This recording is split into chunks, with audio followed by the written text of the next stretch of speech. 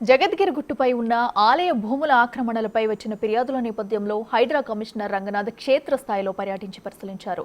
జగద్గిరిగుట్ట ఆలయ సముదాయాలను, ఆలయ భూములతో పాటు పర్కి చెరువు కబ్జాలను కమిషనర్ పరిశీలించారు.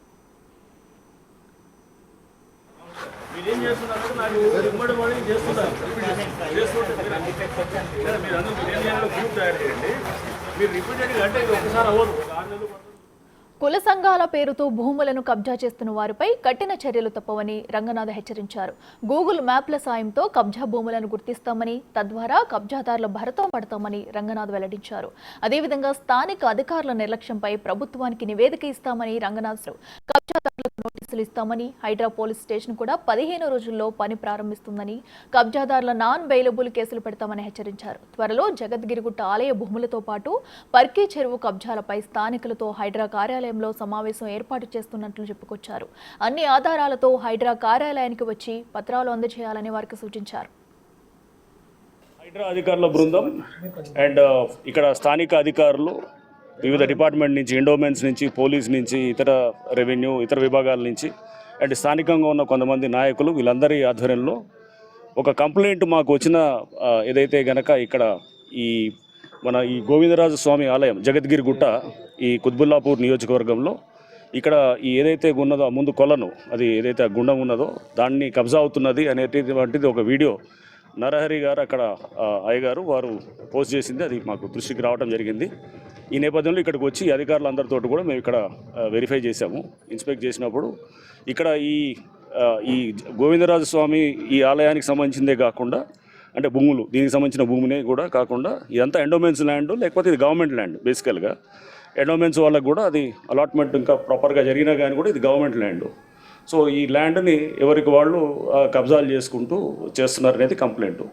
ఇక్కడ ఉన్నటువంటి వెంకటేశ్వర స్వామి ఆలయం దాన్ని కూడా చూసాము. దాని వెనకాల చుట్టుపక్కల కూడా రకరకాల కుల సంఘాల అన్న పేరుతోటి కూడా కబ్జాలు చేసినారని ఇక్కడ స్థానికంగా ఉన్నటువంటి అన్ని పార్టీల నాయకులు, ఇక్కడ స్థానికంగా ఉన్న ప్రజలు కూడా అందరూ కూడా చెప్పడం జరిగింది. సో చేసి వాళ్ళు కొంతమందిని ఇల్లులు కట్టి వాళ్ళు ఎవరో పేదవాళ్ళకనో లేదా మధ్యతరగతి వాళ్ళకి అమ్ముతున్నారు. దాని వెనకాల ఉన్నటువంటి రాజకీయ నాయకులు కూడా వాళ్ళ పేర్లు కూడా చెప్పడం జరిగింది. దాని అన్నింటినీ కూడా మేము పరిశీలించాము. బుధవారం రేపు వీళ్ళందరితో కూడా మీటింగ్ పెడతాము.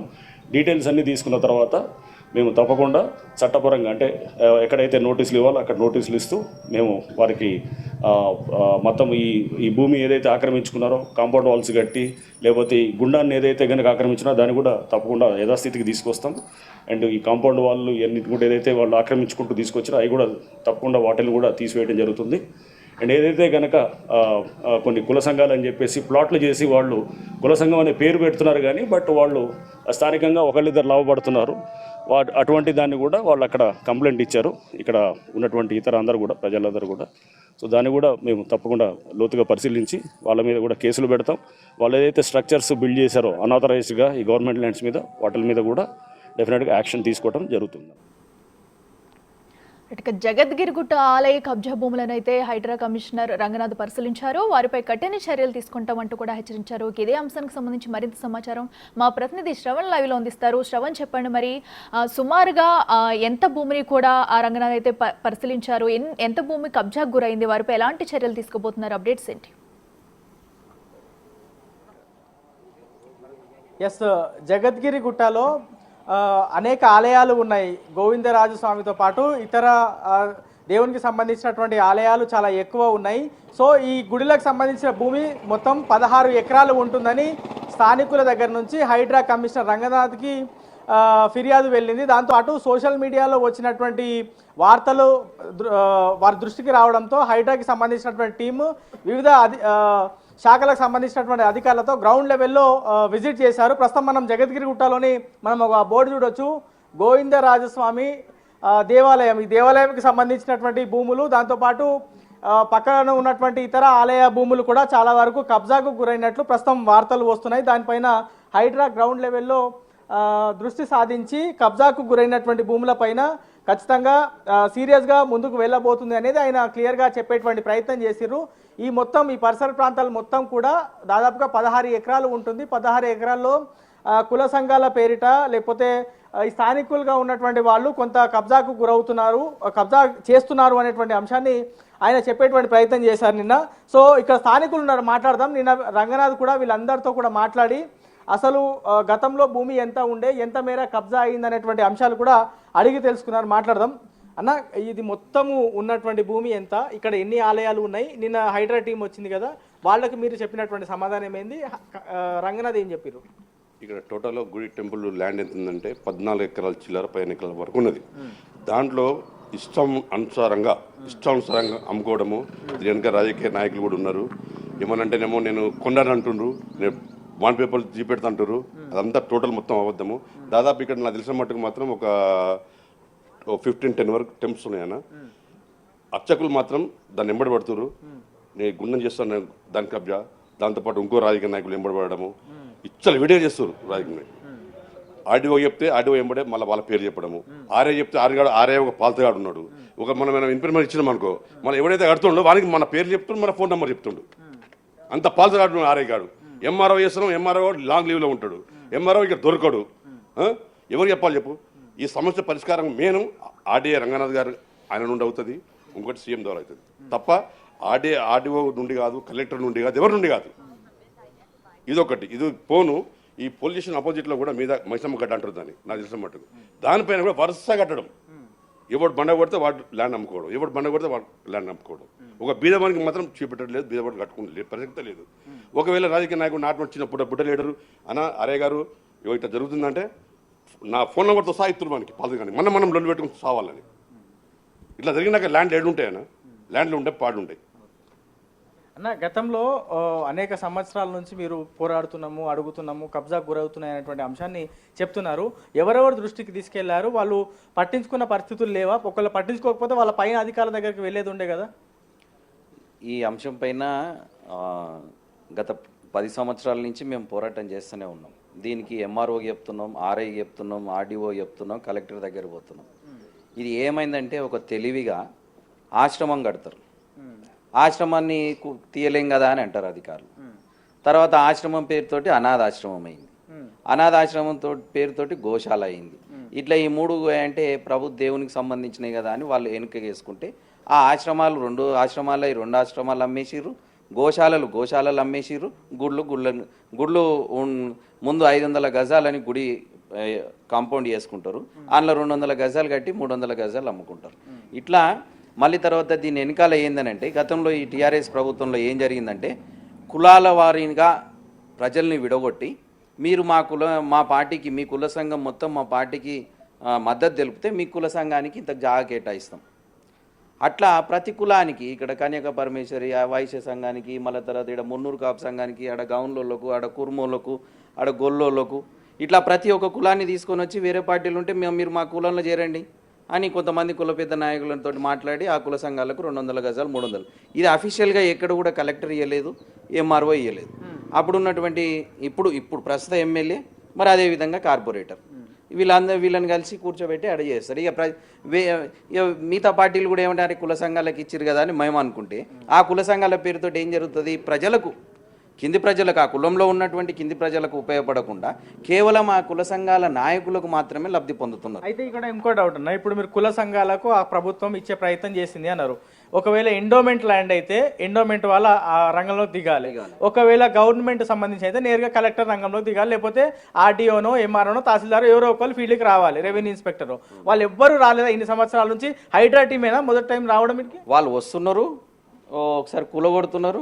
అంటే ఇక్కడ వాస్తవానికి ఏందనంటే ప్రజలకు కూడా ఏంటంటే వచ్చి ఎంఆర్ఓ ఉన్న ఆర్ఐ కూలగొడితే అది మాది అయిపోతుంది అనేది ఒకటి ఉంటుంది.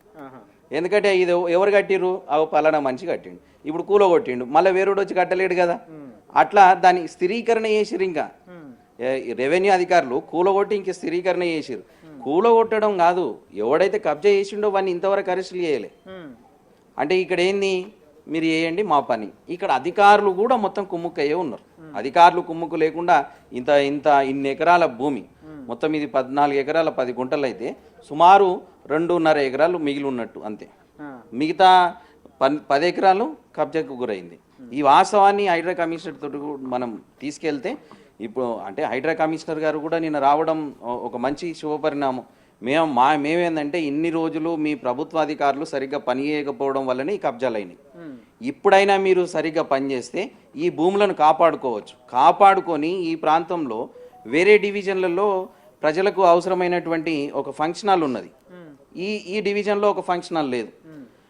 ఈ జగద్గిరి గుట్టకు శాంక్షన్ అయినటువంటి రెసిడెన్షియల్ డిగ్రీ కాలేజు, గురుకుల పాఠశాల కాలేజు జగద్గిరి గుట్టకు శాంక్షన్ అయినాయి. ఇవాళ దురదృష్టవశాత్తు ఈ కార్పొరేటరు ఈ ఎమ్మెల్యే పట్టించుకోకపోవడం వల్ల గట్కేసర్లో ఒకటి నడుస్తుంది, షామీర్పేటలో ఒకటి నడుస్తుంది. ఇంత భూమి ఉన్నది. ఇప్పుడు ఈ సలాసార్ కింది భూమి అది పోలీస్ స్టేషన్కి కేటాయించింది. ఈ స్థలము గతంలో జూనియర్ కాలేజ్కి కేటాయించింది, గవర్నమెంట్ జూనియర్ కాలేజ్కి. ఇవి పట్టించుకోలేదు. అట్లనే కింద ఇప్పుడు పోలీస్ స్టేషన్ అనేది అది పోలీస్ స్టేషన్ కాదు, అది గవర్నమెంట్ స్కూల్. గవర్నమెంట్ స్కూల్ని వీళ్ళు ఏం చేసిర్రు, లేదు కదా అని ఇప్పుడు అధికారులు తలుచుకుంటే ఈ పోలీస్ స్టేషన్ ఇక్కడ నిర్మించుకోలేరా? నిర్మించుకోగలుగుతారు. కానీ చదువుకునే విద్యను బడిని తీసుకొని వచ్చి పోలీస్ స్టేషన్ చేశారు. ఇప్పుడు ఆ పోలీస్ స్టేషన్ ఎన్నికాలనే దగ్గర 3-4 ఎకరాల స్థలం ఉన్నది. అది గౌడ సంఘం, ముదిరాజ్ సంఘం అని ఒకటి కబ్జా చేసుకొని దాన్ని మళ్ళీ ప్లాట్లు చేసుకొని అమ్ముకుంటున్నారు. అది ఇవాళ నిన్న హైడ్రా కమిషనర్ తోటి కూడా మేము ఆర్టీసీలకు ఇస్తున్నాం 29,000 కిరాయిలు వస్తున్నాయని అన్నది. ఎండోన్మెంట్ ల్యాండ్ కిరాయి ఇవ్వడానికి వీళ్ళెవరు? వీళ్ళకేం అధికారం ఉన్నది? ఎంఆర్ఓకి ఆర్ఐకి ఇప్పటికైనా కళ్ళు కనిపిస్తున్నాయా, కనిపిస్తలేదా? అసలు మీరు ఎందుకున్నారు?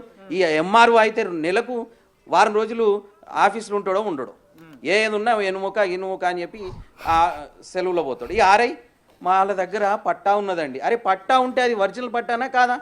ఒరిజినల్ పట్టా కాకపోతే ఒరిజినల్ పట్టా ఉంటే ఇయ్యి నువ్వు పొజిషన్, ఒరిజినల్ పట్టా లేకుంటే అని అరెస్ట్ చేయి, ఫేక్ డాక్యుమెంట్స్ సృష్టించిండని.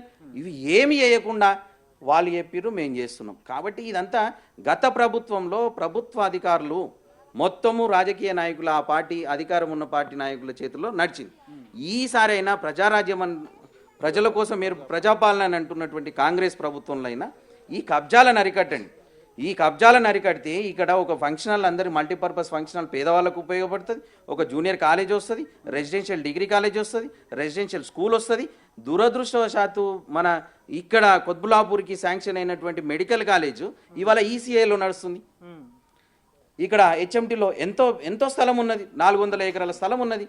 అంటే ఇవన్నీ ఇక్కడ ప్రతినిధులు అనేటోళ్ళు వాడు కబ్జా చేసి 1 లక్ష రూపాయలు 2 లక్షలు నా చేతులకు ఇస్తే సరిపోతుందని అనుకుంటారు. కానీ ప్రజలకు మాత్రం ఎటువంటి ఉపయోగం లేకుండా పోతుంది వీళ్ళతోటి. సో చూస్తున్నాం కదా, దాదాపుగా 14 నుంచి 16 ఎకరాల భూమి ఉంటే అందులో కేవలం 2 ఎకరాలు మాత్రమే మిగిలిందంటే పరిస్థితి ఎంత అధ్వానంగా దయనీయంగా తయారైందో అర్థం చేసుకోవచ్చు. కలెక్టర్ నుంచి కింది స్థాయి పూర్తి స్థాయిలో చేయకపోవడం వల్ల ప్రభుత్వ భూమి కావచ్చు, ఎండోమెంట్కి సంబంధించినటువంటి భూమి పూర్తిగా అన్యాక్రాంతమైంది. పిల్లల చదువుల కోసం కేటాయించినటువంటి భూమి ఇతర అవసరాల కోసం వాడబడింది అనేది స్థానికులు చెప్తా ఉన్నారు. రాబోయే బుధవారం రోజున హైడ్రా కార్యాలయానికి ఇక్కడ ఉన్నటువంటి స్థానికులు ఆధారాలతో సహా వస్తే ఖచ్చితంగా వాళ్ళందరి మీద కూడా రిక్వెస్ట్ అన్నీ కూడా తీసుకుంటాం. ఆ ఫిర్యాదుల మీద పూర్తి స్థాయిలో పరిశీలించి ఆక్రమణలకు పాల్పడినటువంటి వాళ్ళ మీద చర్యలు తీసుకుంటాం. వాళ్ళపైన నాన్ బెయిలబుల్ కేసులు కూడా పెడతామనేటువంటి అంశాన్ని హైడ్రా కమిషనర్ రంగనాథ్ నిన్న ఇక్కడ స్థానికులకు చెప్పారు. మరి రాబోయే రోజుల్లో అయినా సరే ఈ ప్రభుత్వ భూమిని మళ్ళీ తిరిగి ప్రభుత్వ ఆధీనంలోకి వస్తుందా, పేద ప్రజలకు విద్యార్థులకు అయినా అందుబాటులోకి వస్తుందా అనేది రాబోయే రోజుల్లో చూడాలి. ఇది ఓవరాల్గా ఇక్కడ గోవిందరాజస్వామి ఆలయంతో పాటు ఇతర ఆలయాలకు సంబంధించి దాదాపుగా 14 నుంచి 16 ఎకరాలు ఉంటే కేవలం 2 ఎకరాలు మాత్రమే మిగిలింది. దాదాపుగా 12 ఎకరాలు కబ్జాకు గురైంది అనేది స్థానికులు చెప్తా ఉన్నారు. Right Shravan, thank you.